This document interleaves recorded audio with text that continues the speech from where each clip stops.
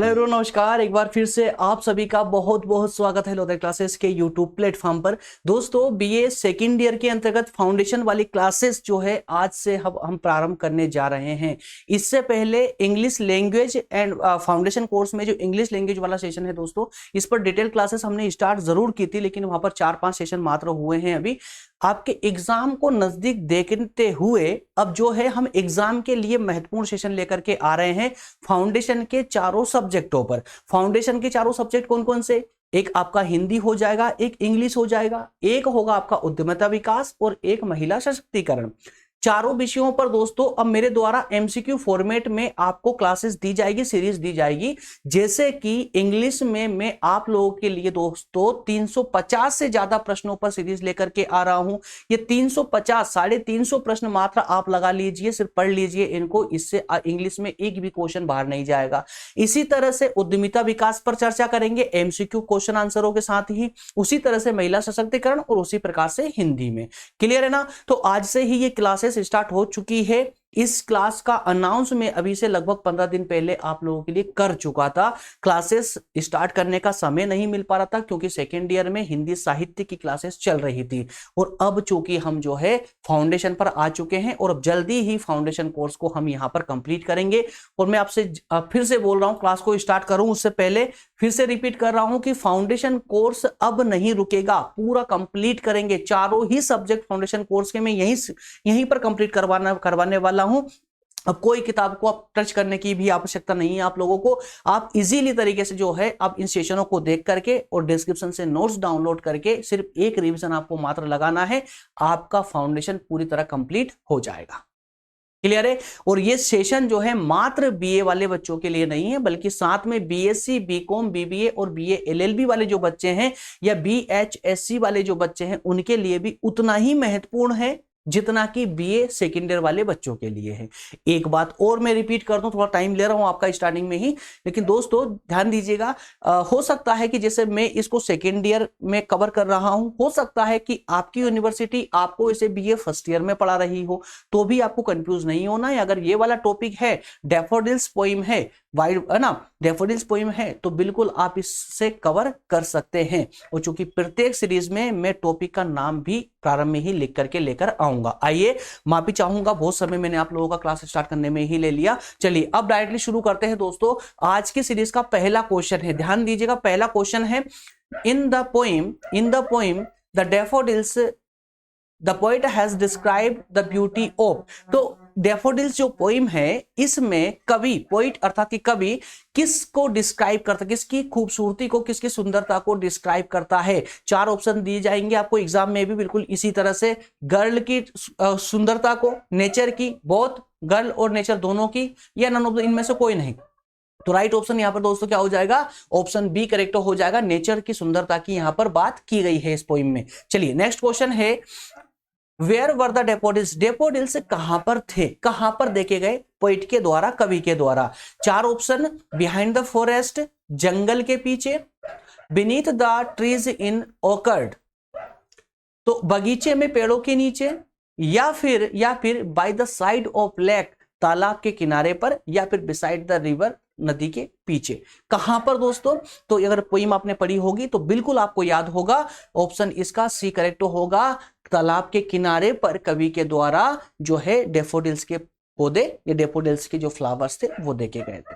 Clear? चलिए next question है, William Wordsworth saw a large number of. तो William Wordsworth ने लार्ज, मैक्सिमम, अत्यधिक क्वांटिटी में कौन से फ्लावर्स को देखा था, किसको देखा था? इस पोइम के अकॉर्डिंग वर्ड्स को देखा, चिड़ियों को देखा, एनिमल्स को देखा, या फिर फ्लावर्स को देखा, या नन ऑफ देम को देखा? तो दोस्तों यहां पर फ्लावर्स भी आ सकता है और डेफोडिल्स भी आ सकता है। ऑप्शन में याद रखें डेफोडिल्स भी आ सकता है, दोनों ही करेक्ट हो जाएंगे, ठीक है ना? इसलिए ऑप्शन सी करेक्ट हो जाएगा, फ्लावर्स।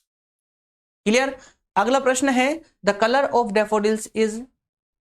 तो डेफोडिल्स जो फ्लावर है उनका कलर कैसा था? 4 ऑप्शन है, ब्लैक, गोल्डन, येलो या पिंक। इसका ऑप्शन बी करेक्ट हो जाएगा। डेफोडिल्स का कलर कैसा होता है? गोल्डन होता है। क्लियर? चलिए अगला क्वेश्चन लेते हैं। नेक्स्ट क्वेश्चन है, I wandered lonely as a cloud. बादलों की तरह अकेले भटकते हुए, जो ये लाइन है ये किस पोइम से ली गई है? है ना, is a line taken from the poem, कौन सी पोइम से ली गई है, इको से, द डेफोडिल्स से, सोल्जर से या इफ से। तो ये मेरे प्यारे दोस्तों डेफोडिल्स पोइम से ये लाइन ली गई है। क्लियर। चलिए नेक्स्ट क्वेश्चन होगा, I wander lonely as a cloud that float on high over vales and hills. तो पहाड़ी और घाटी पर जिस प्रकार से बादल छा रहे थे या कहे कि फ्लोट कर रहे थे, तैर रहे थे, उसी प्रकार से कभी भी जो है ना, कभी भी उन पर्वत पहाड़ी पर जो है एक अकेले बादलों की तरह अकेले भटक रहे थे। ये कहां से एक्सपर्ट किया गया है ना, कौन सी पोइम से, ये समझ लीजिए। तो एवरी सेंग से, सोल्जर से, डेफोडिल से या नन ऑफ देम से। तो ये सोल्जर द डेफोडिल्स पोइम से भी इसको लिया गया है। या कहे कि ये जो वाक्य है ना, ये जो वाक्य है, I wandered lonely as a cloud that floats on high over vales and hills, जो ये लाइन है कहां से ली गई, डेफोडिल से ली गई है। कभी भटक रहा था पहाड़ी के ऊपर, है ना, बादलों की, अकेले बादलों की तरह अकेले भटक रहा था। नेक्स्ट क्वेश्चन है, William Wordsworth was born in. तो विलियम वर्ड्सवर्थ जो है, इनका जन्म कहां पर हुआ था, चार ऑप्शन, फ्रांस में, अमेरिका में, इंग्लैंड में या फिर आयरलैंड में। तो राइट ऑप्शन क्या होगा इसका राइट ऑप्शन हो जाएगा सी, क्योंकि ये इंग्लैंड के कवि थे। क्लियर है। चलिए अगला प्रश्न है, living relationship between man and nature is narrated in the poem. तो जो जिस पोइम की हम बात कर रहे हैं, डेफोडिल्स पोइम की, इसमें मानव और प्रकृति के संबंध को किस प्रकार से दिखाया गया है या फिर किस में दिखाया गया है। तो दोस्तों इसकी बात डेफोडिल्स पोइम में ही की गई है। इसके अलावा जो अन्य तीन पोइम का नाम है, इफ का, इको और सोल्जर का, इसमें इसका सब्जेक्ट ही अलग है। डेफोडिल्स पोइम में ही मानव और प्रकृति के संबंध की बात की गई है, चर्चा की गई है। क्लियर। चलिए नेक्स्ट क्वेश्चन लेते हैं। अगला प्रश्न है आपके सामने, अगला क्वेश्चन है, nature beauty is the theme of, natural beauty is theme of. तो जो नेचुरल ब्यूटी की बात हो रही है, ये थीम है, किसकी थीम है, इफ की, इको की, डेफोडिल्स की या नन ऑफ देम की, डेफोडिल्स की थीम है। क्लियर, डेफोडिल्स पोइम की थीम है नेचुरल ब्यूटी। क्लियर। चलिए, William Wordsworth was a great poet of, एक महान कवि है ना, किस लाइन के, मतलब किस सेक्टर के हैं, ये पूछे जा रहा है आपसे। लव सेक्टर के, नेचर सेक्टर के, वार सेक्टर के या फिर इनमें से कोई नहीं।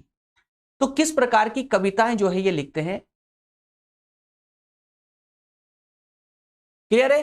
अब चूंकि अभी तक हमने देखा कि डेफोडिल्स जो पोइम है हमारी, डेफोडिल्स जो पोइम है उसमें प्रकृति की सुंदरता की बात की गई है, प्रकृति की सुंदरता की अत्यधिक बात की गई है डेफोडिल्स के थ्रू, है ना। तो इसलिए दोस्तों इसका राइट ऑप्शन भी जो है नेचर हो जाएगा, बी हो जाएगा, है ना। क्योंकि ये जो एक महान कवि की जो बात की जा रही है ना, एक नेचर के महान कवि है।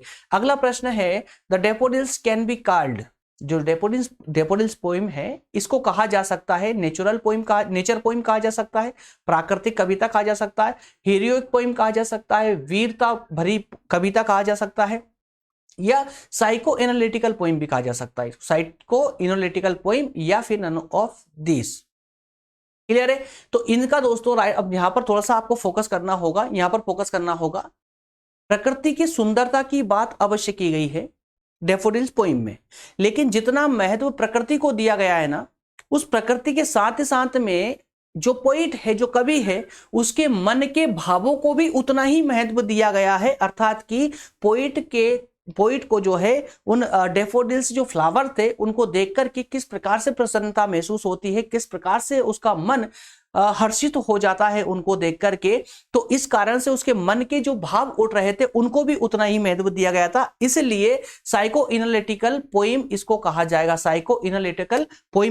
जाएगा, ठीक है ना, जिसको हम हिंदी में बोलते हैं मनोविश्लेषणात्मक कविता, ठीक है ना, मनोविश्लेषणात्मक कविता इसको हम हिंदी में कहते हैं। क्लियर है। तो हालांकि देखिए ध्यान दीजिएगा, एग्जाम में क्या ध्यान रखना आपको, अगर ये साइको एनालिटिकल पोइम नहीं आता, ये वाला ऑप्शन नहीं आता, ऑप्शन सी नहीं आता है, मान लो इसको हटा दिया जाए, तो अब जो है यहां पर आपका ऑप्शन ए करेक्ट हो जाएगा,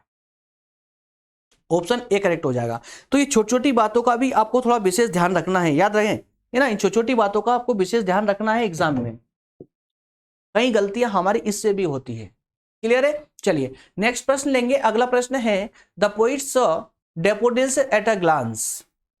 एक झुंड की बात की जा रही है ना, तो कितने संख्या में, कितनी क्वांटिटी में, जो है कवि ने डैफोडिल्स के फ्लावर्स को देखा था? नियरली 10,000, 10,000 के आसपास, 5,000 के आसपास, या 20,000 के आसपास, या 8,000 के आसपास? यहां पर दोस्तों राइट ऑप्शन ए हो जाएगा। 10,000 उन्होंने कहा था कि लगभग 10,000 है ना, नियरली 10,000 जो है डैफोडिल्स के फ्लावर्स उन्होंने जो है तालाब के किनारे पर है ना, साइड ऑफ लेक देखे थे उन्होंने। इसलिए ऑप्शन ए करेक्ट हो जाएगा। आइए अगले प्रश्न पर मूव करते हैं। अगला प्रश्न है आपका, about which जोकंड company is the poet referring. जोकंड company का मतलब हुआ दोस्तों कि एक झुंड होता है, एक झुंड मान लीजिए, या फिर कंपनी समझते हैं ना, एक संगति है ना। तो किसकी कंपनी की बात कर रहे हैं ये पोइट किसकी कंपनी की, अर्थात किसके झुंड की बात कर रहे हैं?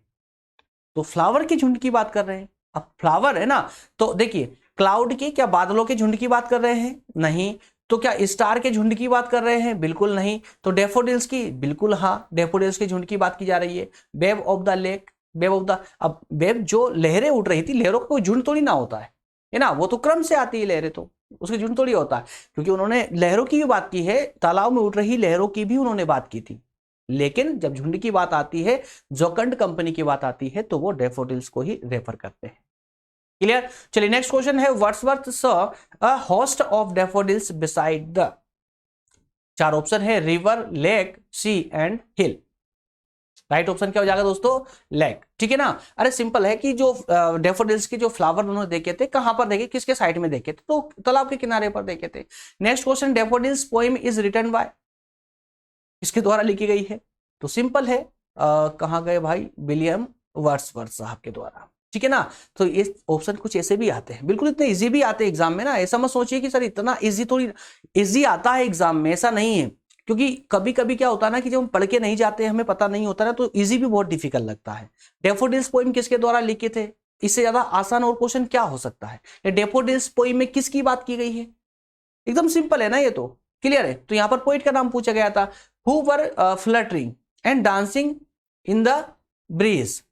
यहां पर पूछा जा रहा है कि कौन डांस कर रहा था, कौन जो है घूम रहे थे, है ना, नाच रहे थे, डांस कर रहे थे हर्षित होरन को देखकर? स्टार्स, क्लाउड, डैफोडिल्स या वेव्स? तो यहां पर डैफोडिल्स की, जो फ्लावर ही थे बिल्कुल उन बादलों के नीचे, जो है एक तालाब के किनारे पर, तालाब के किनारे पर इनके इस प्रकार से झूम रहे थे कि वो ऐसा लग रहा था कि झूमते हुए डांस कर रहे हो, है ना। ये कवि की, पोइट की भाषा में ऐसा कहा जा सकता है। नेक्स्ट क्वेश्चन है, अगला प्रश्न है, who wandered like a lonely cloud. Who wandered like a lonely cloud. ये जो लाइन है, who wandered like a lonely cloud, मतलब कि अकेले बादलों की तरह कौन भटक रहा था? प्रश्न का मीन हुआ हु, दैट मीन्स कि कौन, वंडर्ड भटक रहा था, लाइक अ लोनली क्लाउड, अकेले बादलों की तरह। कौन भटक रहा था दोस्तों? स्टार भटक रहे थे, या कभी भटक रहे थे? डैफोडिल्स भटक रहे थे क्या, या कोई लड़की भटक रही थी? जो है पोइट भटक रहे थे ना, इसलिए ऑप्शन बी इसका करेक्ट हो जाएगा। अगला प्रश्न है, whom did the daffodils outdo। मतलब ये कि किसके साथ ये ऐसे झूम रहे थे? whom did the daffodils outdo, मतलब जो डैफोडिल्स के फ्लावर थे, ये किसको पछाड़ रहे थे? आउटडो का एकदम रियल मीनिंग क्या होगा? पछाड़ना, है ना, किसी को पछाड़ना। तो यहां पर ध्यान दीजिएगा, ऑप्शन देखिए, cloud, cloud, wave in the lake, stars और द गर्ल्स स्माइल। नहीं, इसका राइट ऑप्शन बी करेक्ट होगा, वेव्स इन द लेक। जो तालाब में जो लहरें उठ रही थी, जो वेव्स बन रही थी तालाब में, है ना, तो तालाब की लहरों के साथ उनका झूमना, डांसिंग करना, फ्लटरिंग होना और लहरों का उठना, ऐसा लग रहा था कि लहरों को जो है ना, ये फ्लावर ही डांस करते हुए इन लहरों को पछाड़ रहे हैं। तो एक अलग ही व्यू था इसको देखने का। कभी एक तरफ देखते हैं डैफोडिल्स के फ्लावर को, और एक तरफ देखते हैं तालाब में उठने वाली लहरों को, लेक्स को, वेव्स को देखते हैं। तो वहां पर वो ऐसा सोचते हैं, ऐसा व्यू बनाते हैं अपने आप में कि ऐसा लग रहा है जैसे डैफोडिल्स के जो फ्लावर है ये डांस करते हुए तालाब की लहरों को पछाड़ रहे हैं, या कहें कि डैफोडिल्स के कारण ही तालाब में लहरें उत्पन्न हो रही हो। क्लियर? इसलिए ऑप्शन इसका बी करेक्ट हो जाएगा। नेक्स्ट क्वेश्चन है, flash upon that inward eye. Flash upon मतलब कि चमकना, है ना। Inwards eye has been taken from the poem, तो जो है आंखों में चमक आ जाना, जिसे देख करके आंखों में चमक आ जाना, ये जो लाइन है ना, ये लाइन कहां से ली गई है? सिंपल है, डैफोडिल्स पोएम से ली गई है, क्योंकि डैफोडिल्स के फ्लावर को देख करके वो जो पोइट है, पोइट की आंखों में चमक आ जाती है, फ्लश होने लगती चमक, है ना, फ्लश होने लगती है पोइट की आंखें। तो डैफोडिल्स क्लियर है, इसलिए ऑप्शन इसका ए करेक्ट हो जाएगा। नेक्स्ट एंड लास्ट प्रश्न है, the web behind them danced in the line from daffodils everything, तो डैफोडिल्स का भी ए ऑप्शन करेक्ट हो जाएगा। क्लियर है। इस तरह से दोस्तों हमारी आज की सीरीज, ये जो फर्स्ट यूनिट की जो फर्स्ट पोइम है आपकी डैफोडिल्स, उससे आपको मात्र ये 20 क्वेश्चन पढ़ने हैं, दैट्स ऑल, 20 क्वेश्चन मात्र पढ़ने हैं। इसके बाद में दोस्तों मैं थोड़ा सा बता दूं आप लोगों को, पूरा क्लियर करके देखिए। फर्स्ट यूनिट में हमारे पास ये 5 पोइम है जिस पर हमें डिस्कस करना है ना। तो अगर डिटेल क्लासेस होती तो देखिए, डिटेल क्लासेस में हम डैफोडिल्स पर पूरे विस्तार से डिस्कस कर चुके हैं, यही प्लेलिस्ट में मिल जाएगा, अगर देखना चाहे, समय हो आपका तो देख सकते हैं। बेंगल सेलर पर भी हमारा डिस्कस हो चुका था डिटेल क्लासेस में, है ना। तो अब ध्यान दीजिएगा, ये 20 क्वेश्चन हमने आज डिस्कस कर लिए इसके एमसीक्यू। नेक्स्ट क्लास में हम इसके 27 क्वेश्चन डिस्कस करेंगे। इसके बाद में ये जो प्रियोरिटीज में बियॉन्ड पॉलिटिक्स एंड रिलीजन जो एपीजे अब्दुल कलाम साहब के द्वारा लिखित है, इसमें मात्र 10 क्वेश्चन डिस्कस करने हैं। तो एक काम करेंगे हम लोग, थोड़ा सेशन बड़ा होगा, लेकिन जो है हम इसको लेटर टू गॉड वाली जो पोइम है ना, इसके साथ जोड़ करके इसको पढ़ेंगे, है ना। लेटर टू गॉड वाली पोइम के साथ जोड़ करके इसको पढ़ेंगे। तो 3rd और 4 को एक साथ ले लेंगे, मतलब 50 क्वेश्चन को एक साथ ले लेंगे, और नहीं हो पाया तो एक काम करेंगे, 50 क्वेश्चन को जो है 25-25 क्वेश्चन में डिवाइड कर देंगे, 2 सेशन में इसको लेकर के आ जाएंगे, जिससे कि आपके ऊपर भी बर्डन न जाए और सीरीज की जो संख्या है ना, वो भी ज्यादा लंबी ना हो पाए। फर्स्ट क्लास में ही मतलब जो ये सेशन है, इसी में ज्यादा पार्ट बनेंगे, बाकी तो बहुत कम कम पार्ट में, 1-1, 2-2 पार्ट में ही जो है आपकी यूनिट कंप्लीट होती चली जाएगी। तो कोशिश मेरी यही है कि आप लोगों का बर्डन, आप लोगों पर बर्डन भी नहीं आए कि 50 क्वेश्चन 100 क्वेश्चन की चीज। मेरा क्या है यार, अभी मैंने आपको 20 क्वेश्चन डिस्कस करवाए, मैं भी 50 या 100 क्वेश्चन डिस्कस करवा दूंगा एक ही सेशन में, लेकिन समय बहुत लंबा चला जाएगा, 1 घंटा 1.5 घंटे 2 घंटे क्लास पहुंच जाएगी, तो आप लोगों को क्लास बोर करने लगेगी। आधा घंटा, दैट्स ऑल, ठीक है, इतना समय इनफ होता है ना। तो दोस्तों नेक्स्ट सेशन में हम बात करेंगे 27 क्वेश्चंस पर, बेंगल सेलर पर, जो कि सरोजिनी नायडू जी के द्वारा लिखित है। क्लियर हो पा रहा है ना। तो आज से ही बिल्कुल बस ये सोचकर बैठ जाइए, फाउंडेशन कोर्स की टेंशन को पूरी तरह से समाप्त कर लीजिए। फाउंडेशन कोर्स की तैयारी अब पूरी तरह से मेरे द्वारा ही यहां पर की जाएगी, और आप लोगों का एक भी क्वेश्चन एग्जाम में अब छूटेगा नहीं। जितनी भी मैं सीरीज देने वाला हूं आपको फाउंडेशन कोर्स में, बस उसको अटेंड कर लीजिए आप लोग, और डिस्क्रिप्शन से पीडीएफ डाउनलोड करके उसका अच्छे से रिवीजन लगा लीजिए, आपका काम निश्चित रूप से हो जाएगा। क्लियर। मिलेंगे नेक्स्ट सीरीज में दोस्तों, तब तक सब धन्यवाद, थैंक यू सो मच।